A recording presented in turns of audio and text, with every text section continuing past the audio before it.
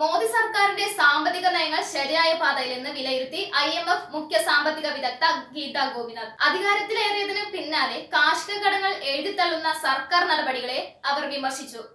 കാർഷിക കടങ്ങൾ എഴുതിത്തള്ളുന്നത് കർഷകരുടെ പ്രശ്നങ്ങളെ പൂർണ്ണമായി ഇല്ലാതാക്കില്ല. പണം തിരികെ നൽകുന്ന ഇടപാടുകളാണ് മെച്ചപ്പെട്ട പരിഹാരമെന്നും ഗീത ഗോപിനാഥ് വ്യക്തമാക്കി. നേരത്തെ മുഖ്യമന്ത്രി പിണറായി വിജയന്റെ സാമ്പത്തിക ഉപദേഷ്ടാവായി പ്രവർത്തിച്ചിരുന്ന ഗീത ഗോപിനാഥ് IMF മുഖ്യ ഉപദേഷ്ടാവായതിനെ തുടർന്ന് ഈ സ്ഥാനം ഒഴിഞ്ഞിരുന്നു.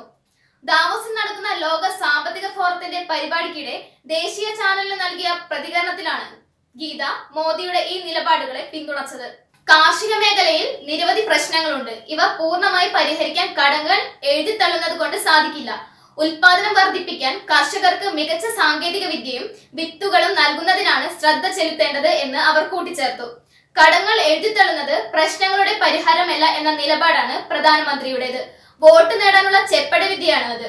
ലോക്സഭാ തെരഞ്ഞെടുപ്പിന് മുന്നോടിയായി കർഷകർക്ക് പണം നേരിട്ട് അക്കൗണ്ടുകളിൽ ലഭിക്കുന്ന പദ്ധതി പ്രഖ്യാപിക്കാനിരിക്കുകയാണെന്ന് സർക്കാർ വൃത്തങ്ങൾ അറിയിച്ചിരുന്നു. കാർഷിക കടങ്ങൾ എഴുതിത്തള്ളുന്നതിനെ മുൻ RBI ഗവർണർ രഘുറാം രാജനും എതിർത്തിരുന്നു.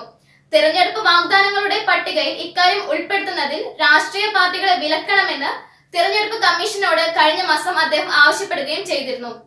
മധ്യപ്രദേശ്, ഛത്തീസ്ഗഡ്, രാജസ്ഥാൻ എന്നിവിടങ്ങളിലെ തെരഞ്ഞെടുപ്പ് വിജയത്തിന് പിന്നാലെ അധികാരത്തിലെത്തിയ കോൺഗ്രസ് കർഷകരുടെ കടങ്ങൾ എഴുതിത്തള്ളിയിരുന്നു. ഇതേ തുടർന്ന് BJP ഭരിക്കുന്ന ഗുജറാത്ത്, അസം സംസ്ഥാനങ്ങളിലും കാർഷിക കടങ്ങൾ എഴുതിത്തള്ളാൻ സർക്കാരുകൾക്ക് മേൽ സമ്മർദ്ദമുണ്ട്. രാജ്യത്താകമാനം കാർഷിക കടങ്ങൾ എഴുതിത്തള്ളിയില്ലെങ്കിൽ പ്രധാനമന്ത്രി നരേന്ദ്രമോദിയെ ഉറങ്ങാനോ വിശ്രമിക്കാനോ അനുവദിക്കില്ലെന്ന കോൺഗ്രസ് അധ്യക്ഷൻ രാഹുൽ ഗാന്ധി പ്രഖ്യാപിച്ചിരുന്നു. എന്നാൽ സാമ്പത്തിക വിദഗ്ധരെല്ലാം കടങ്ങൾ എഴുതിത്തള്ളുന്ന പദ്ധതിയെ വിമർശിക്കുകയാണ്. 2019 ഇന്ത്യൻ സമ്പദ് വ്യവസ്ഥയിൽ വളർച്ചയുണ്ടാകുമെന്ന ശുഭാപ്തി വിശ്വാസവും ഗീത ഗോപിനാഥ് പ്രകടിപ്പിച്ചു. ഇന്ത്യ ഈ വർഷം 7.5% വളർച്ച കൈവരിക്കുമെന്നും 2020 ഇത് 7.7% വളരുമെന്നും തിങ്കളാഴ്ച IMF പുറത്തുവിട്ട റിപ്പോർട്ടിൽ പറയുന്നു. എന്നാൽ ഈ കാലയളവിൽ ചൈനയുടെ വളർച്ച 6.2% ആയിരിക്കുമെന്നാണ് റിപ്പോർട്ട്.